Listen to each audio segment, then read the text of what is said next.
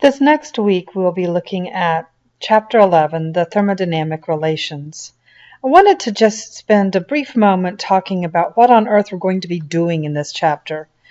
First of all, this book covers much more than what you really are going to need for mechanical engineering applications. We're going to cover a few of the sections, but just not to the depth that's done in the textbook. So we're going to in particular look at Section 11.1, which is using equations of state. Section 11.4.1, which is about phase change calculations. And then we're going to do Section 11.5, some other thermodynamic relations. We're really going to do that lightly by comparison to the book.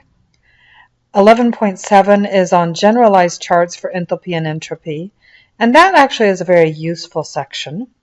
11.8 is going to look at PVT relations for gas mixtures. And then we want to very briefly cover out of section 11.9 partial molar properties and chemical potential.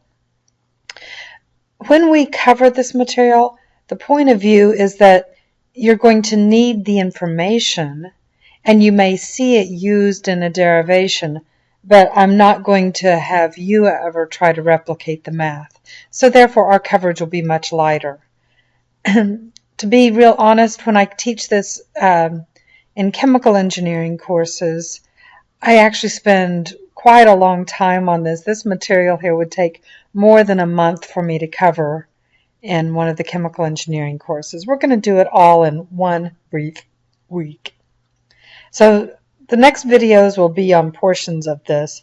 I'm going to go ahead and stop at this point, and you can take up the next video starting to look at equations of state.